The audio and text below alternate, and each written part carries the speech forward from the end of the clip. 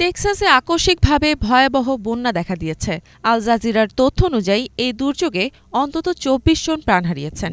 পাশাপাশি একটি গ্রীষ্মকালীন শিবিরে অংশ নেওয়া ২০ জনেরও বেশি কিশোরী নিখোঁজ রয়েছেন। মাত্র কয়েক ঘণ্টার ভেতর কয়েক মাসের সমপরিমাণ বৃষ্টিপাত হওয়ায় ভয়াবহ এই বন্যার সৃষ্টি হয়। এই পরিস্থিতিকে ভীতিকর ও মর্মান্তিক বলে উল্লেখ করেছেন মার্কিন প্রেসিডেন্ট ডোনাল্ড ট্রাম্প। যুক্তরাষ্ট্রে বজ্রঝড় ও ভারী বর্ষণের কারণে টেক্সাসের গুয়াদালুপ নদীতে হঠাৎ করেই পানি বিপজ্জনক হারে বৃদ্ধি পেয়েছে। ৪ জুলাই সন্ধ্যায় আয়োজিত এক সংবাদ সম্মেলনে জানানো হয়, বন্যার তীব্রতার কারণে টেক্সাসের সড়কে বসানো পানি পরিমাপের যন্ত্র সম্পূর্ণভাবে তলিয়ে গেছে। সান অ্যান্তোনিও থেকে প্রায় ১০৫ কিলোমিটার দূরে অবস্থিত এলাকায় দীর্ঘ সময় ধরে প্রবল বৃষ্টিপাত হয়। ফলে যুক্তরাষ্ট্রের জাতীয় আবহাওয়া সংস্থা টেক্সাসের নির্দিষ্ট কয়েকটি এলাকার জন্য আকস্মিক বন্যার জরুরি অবস্থা ঘোষণা করেছে। বলা হচ্ছে, কোনো আগাম সতর্কতা ছাড়াই প্রচণ্ড এই বন্যা ভোরের আগে আঘাত হানে। ফলে নিরাপদ স্থানে স্থানান্তরের জন্য আগে থেকে কোনো নির্দেশনা দিতে পারেনি কর্তৃপক্ষ।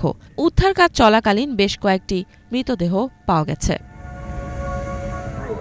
ধারণা করা হচ্ছে, শিবিরে থাকা যেসব কিশোরীরা নিখোঁজ হয়েছে তারা হয়তো কোথাও নিরাপদ আশ্রয় নিয়েছে বা এমন জায়গায় আছে যেখানে যোগাযোগ করা সম্ভব নয়। এদিকে নিখোঁজদের সম্পর্কে যে কোনো তথ্য জানাতে মানুষের প্রতি আন্তরিকভাবে অনুরোধ জানানো হয়েছে।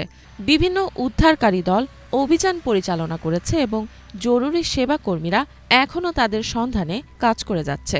টেক্সাসের বাসিন্দাদের প্রতি আহ্বান জানানো হয়েছে তারা যেন প্রার্থনা করে। উদ্ধারকারীরা পুরো এলাকা জুড়ে ১৪টি হেলিকপ্টার এবং ১২টি ড্রোন ব্যবহার করে অনুসন্ধান ও উদ্ধার কার্যক্রম চালিয়ে যাচ্ছে। একই সঙ্গে শত শত জরুরি সেবাকর্মী গাছপালা ও পানির তোড়ে আটকে পড়া মানুষদের উদ্ধারে কাজ করে যাচ্ছে। যদিও বৃষ্টিপাত কিছুটা কমেছে, তবুও এলাকাটিতে নতুন করে বন্যার আশঙ্কা রয়েছে। বলা হচ্ছে, বাসিন্দারা চরম বন্যার কবলে পড়েছেন। তারা বিদ্যুৎ, বিশুদ্ধ পানি এবং ইন্টারনেট সংযোগ থেকে বিচ্ছিন্ন হয়ে পড়েছেন। রাষ্ট্র ও স্থানীয় প্রশাসনের পক্ষ থেকে সাধারণ মানুষকে ওইসব অঞ্চলে যাতায়াত না করার জন্য সতর্ক করা হয়েছে। সোশ্যাল মিডিয়ায় ছড়িয়ে পড়া ভিডিওগুলোতে দেখা যায়, রাতের প্রবল বর্ষণে সৃষ্ট আকস্মিক বন্যায় বাড়িঘর ও গাছপালা পানির স্রোতে ভেসে যাচ্ছে। ওই দিনই প্রায় ৩০০ মিলিমিটার বৃষ্টিপাত রেকর্ড করা হয়। একটি ভিডিওতে দেখা যায়, এক উদ্ধারকর্মী গাছের ডাল থেকে এক ব্যক্তিকে হেলিকপ্টারের সাহায্যে নিরাপদ স্থানে সরিয়ে নিচ্ছেন।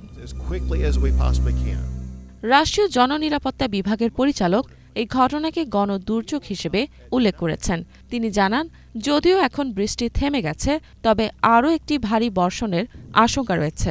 তার মতে, সান অ্যান্তোনিও এবং অস্টিন অঞ্চলের দিকে নতুন করে প্রবল বৃষ্টিপাত অগ্রসর হচ্ছে। ইফাত জাহান, বাংলা ভিশন।